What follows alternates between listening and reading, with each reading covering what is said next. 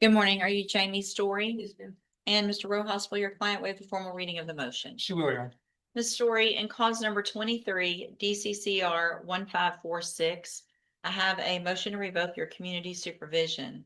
Shows that you were placed on probation February 25th of 2025 for the state jail felony offense of theft of property with previous convictions, and that was enhanced to a third-degree felony because of some prior felony offenses.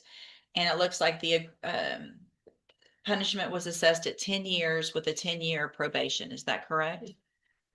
This motion alleges that you violated your probation. Count 1 alleges that you failed to report to the probation department January 29th, February 12th, and February 26th of 2026. And is that true or not true? No.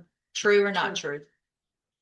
Count 2 alleges that you failed to work faithfully at suitable employment and provide verification of that. And is that true or not true? True. Count 3 alleges that you failed to immediately report to the probation officer your contact information. And is that true or not true? True. Count 4 alleges that you failed to provide verification of performing the community service hours required. Is that true or not true? True. Count 5 alleges that you failed to complete the mental health assessment and follow all of those recommendations. Is that true or not true? True. Count 6 alleges that you failed to provide verification of completing the theft prevention class. Is that true or not true? True. And finally, count 7 alleges that you're behind in your court assessed fees. And is that true or not True. true? True. Did you enter your pleas of true to counts 1 through 7 freely and voluntarily? Yes, ma'am. And did you plead true to those counts because they're all actually true? Yes, ma'am. I have here on the tablets some documents that have your signature on them that the state's marked as exhibit number 1. Before you signed these, did you go over them with Mr. Rojas? Yes, ma'am. Do you fully understand them? Yes, ma'am. And do you understand if I follow this agreement that you've made, that you'll be waiving or giving up any right to appeal? Yes, ma'am. And it looks like the agreement that you've made is for a cap of 6 years in prison, which means if I follow that agreement, I can give you 6, I can give you less than 6. It'll all depend on the information that's brought to me when we come back for a sentencing hearing. And is that what you want me to do? Yes, ma'am. All right, state tenders number 1. No objection. It's admitted any evidence Ms. Story is not competent. No, Your Honor. All right, ma'am, I'm going to find that you entered your pleas of true to counts 1 through 7 freely and voluntarily. Find those counts true, find sufficient evidence to revoke your probation, but I'm going to reset your case for sentencing so that the probation department can do an updated report. Also, anything that you think is important for me to know, get that information to Mr. Rojas and he'll present it to me on your behalf when we come back. All right, you can go back with the baby. All right, thank you. Judge, my last one is Willie Pugh. He was set yesterday for a suppression hearing. Let me just, Fine. Washington Wood Jr. And Mr. Wood, in cause number 25, DCCR 1650, you're charged with the third-degree felony offense of failure to comply with sex offender registration requirements. That's from July 30th of 2025. The indictment alleges that you were also previously convicted of burglary of a vehicle, a third degree, burglary of a building, a second degree, another burglary of a vehicle, third degree, and an unauthorized use of a motor vehicle, a third degree, on January 27th of 1986.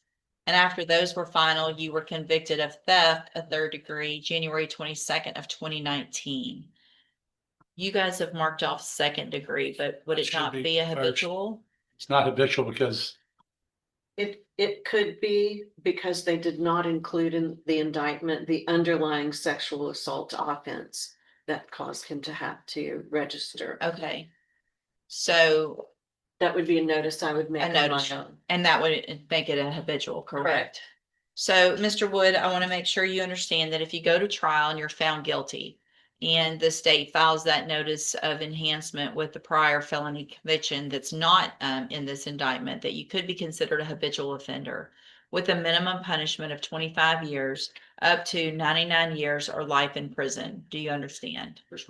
And I have a plea bargain rejection here on the tablet that you've signed with Mr. Parker that shows that the district attorney's office has made an offer. If you wanted to enter a plea of guilty, looks like to go forward probably on count 1 only for a 10-year term in prison. You have every right to reject that and have your case set for trial. I want to make sure you understand what the possible consequences are if you go to trial, what your options are if you want to plead guilty. Do you understand all of that? Sorry. Yes, ma'am, I understand. And do you want to reject that offer and have your case set for trial? Yes, ma'am. Is there any reason to believe that that offer would change, Ms. French? Mr. Parker may have information for me that might cause that offer to change. Can we reset?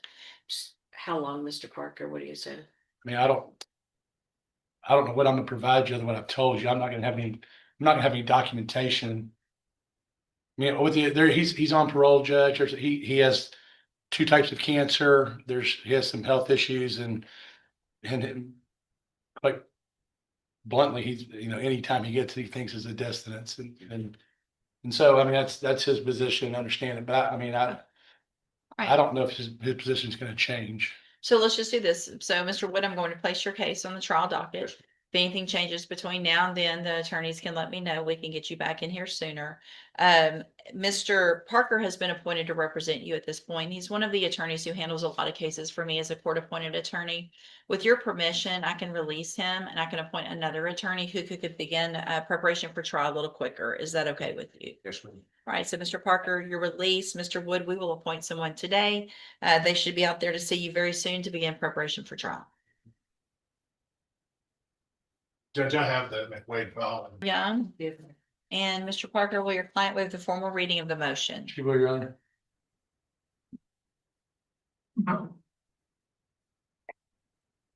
Ms. Young, in cause number 24 DCCR 0402, I have a motion to revoke your unadjudicated probation. Shows that you were placed on probation January 6th of 2025 for the 2nd-degree felony offense of assault on a peace officer. And that was a 5-year deferred probation. Is that correct? Yes. This motion alleges that you violated your probation. Count 1 alleges that you committed the new offense of hindering apprehension or prosecution November 18th of 2025. And is that true or not true? Sure. Count 2 alleges that you violated the terms and conditions of your probation by knowingly associating with and harboring Raimi Jamal Prevost. And is that true or not true? Sure. Count 3 alleges that you provided a urine sample April 9th of 2026 that tested positive for marijuana. And is that true or not true? Sure. Count 4 alleges that you failed to provide verification of performing the community service hours. Is that true or not true? Sure. And count 5 alleges that as of April 15th, 2026, you were $308 behind in your fees. Is that true or not true? Sure. Did you enter your pleas of true to counts 1 through 5 freely and voluntarily? Yeah. And did you plead true to those counts because they're actually true? I have here on the tablet some documents that have your signature on them that the state's marked as exhibit number 1. Before you signed these, did you go over them with Mr. Parker? Yeah. Do you fully understand them? Yes. And do you understand if I follow this agreement that you'll be waiving or giving up any right to appeal? And it looks like the agreement that you've reached is for me to continue you on probation, extend that probation 2 years, and also order that you enter and successfully complete the cognitive track of the ISF program. Is that your understanding? Yes. State tenders number 1. No objection? It's admitted. Is there any evidence that Ms. Young is not competent? No, Your Honor. All right, ma'am, I'm going to find that you entered your pleas of true to counts 1 through 5 freely and voluntarily. Find those counts true. Find sufficient evidence to find you guilty and revoke your probation, but I'm not going to do that. This is a big opportunity that you're getting today. I'm going to extend your probation for 2 years. I'm going to order that you enter and successfully complete the cognitive track of the ISF program. If you do all of that, you're still in a great position because you can still finish this probation and not have a conviction on your record. But you're obviously going to have to make some better decisions. What's the relationship with? That's the problem. Your Honor, the court amended her probation several months ago, ordered her to not have any contact with Mr. Prevost. He is, I believe, awaiting sentencing or waiting disposition of a aggravated assault motion to revoke probation next door. Okay. He is out, and she needs to be aware that she needs to cease communication with him. No. I mean, if you were already told that, and I'm having to tell you again, then you're not going to be told a third time. Yeah. I don't care what the relationship is. It's up to you to decide if that relationship is worth you going to prison. So, because that's where you'll end up if you're back in here, you know? So I can't imagine that any relationship it would be worth that. I hope you take advantage of this. This was an agreement that I followed, so I'm handing you the trial court certification. And you'll go to ISF, and then when you're out, just do everything you're supposed to. All right? For 90-day term. Is, yeah, I think it's close to 90 days. All right, you can go back with the bailiff. Thank you.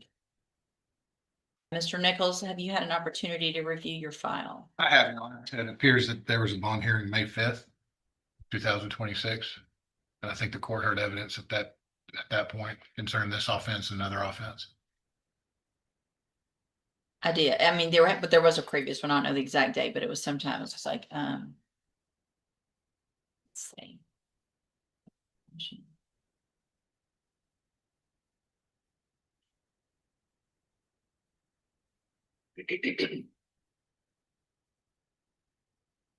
So is there any change that you see, Mr. Nichols? No, Your Honor, I don't. Any reason would you, any agreement or reason that I would reduce the bond? No, Your Honor. I would just re-urge everything that you've been over before, as you can keep it how it is. Give me just a second to go back and look at the PC to remind myself what the allegations was. The allegations concern him having a fight with a female in the vehicle, stabbing her with a pocket knife while she was driving and then causing the vehicle to crash.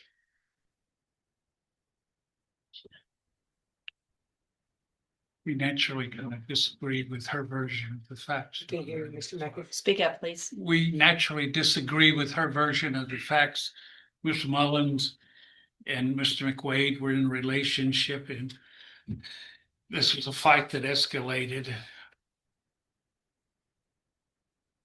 Changed since the last time is he now has definite employment waiting for him at Neutron Electric. What is their name? Neutron Electrical. He's a electrician and would go there and work and live at home with his friends. And have nothing to do with Miss Mullins.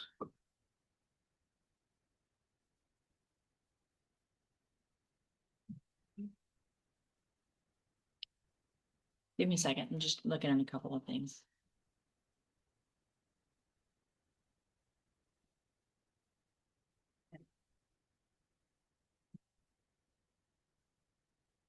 All right, I'm not inclined at this time to modify that prior ruling. I will look back and have the court reporter pull up to make sure that we didn't discuss anything about that, the job, but at this point, we just need to get the case set for whatever it's gonna get set for. I believe there's been a rejection, Your Honor. Yeah, it's set for tomorrow. Oh, it's already on the trial docket. It's set for September 14th. Okay, all right, then, well, I'll do my best to see if it can be at the top of the list on that day. If for some reason it's not reached on that week, then at that time I would consider an additional motion. Okay, Because thank I you. would consider that new, obviously, if he has to sit and wait for another trial docket. Okay, Thank you. all right, thank you. You're there. Good to see you. That's an order for a setting. Mr.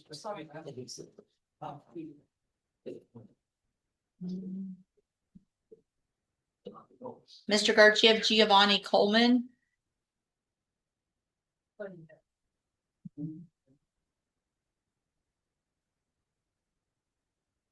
Morning. How are you? Good. How are you? See how it goes after this. Yeah.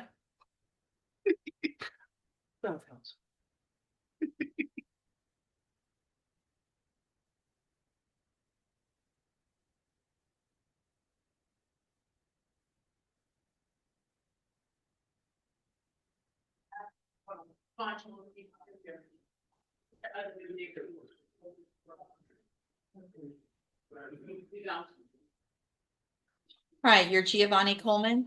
Yes, sir. This is cause number 25 DCCR 0479. Mr. Coleman is charged with the first degree felony offense of murder. And what is the the announcement? Judge, we are very, very close to an agreement that will resolve this case without a trial. There are some technicalities that need to be worked out and need to be approved by various people. I think Ms. Malfino will agree with that assessment. But we believe this is going to get resolved. Mr. Coleman agrees in principle with the deal that we have worked out. So Speak up. I'm sorry. Mr. Coleman agrees in principle with the deal that we have. So we're asking for. And Judge, if may I just put my spin on that? Please. I Because, would- and here's I would my not so concern. strongly say that we have an agreement in place. It's not like we're waiting for the ink to dry. I think what we're saying without saying it so much is that we have had a very productive conversation, which a lot of times in these elevated first degree cases, we're not even able to get to that point. I'm not in a position to make the offer that we have discussed. And if that requires me placing it on the trial docket, knowing that I need to come to the court in advance, if that offer does make itself Here's what we're gonna do. doable. You've been on since last May, so we're 14 months into your representation. Last reset, figure out what you need to figure out to whatever the offer is, it is. I want a final offer, yes or no to take it or not, and then if it goes on the trial docket, all of that needs to take place between now and that next announcement. Okay, we're ready. This will be the last one. Okay. Okay? All right, you go back with the bailiff. And that should also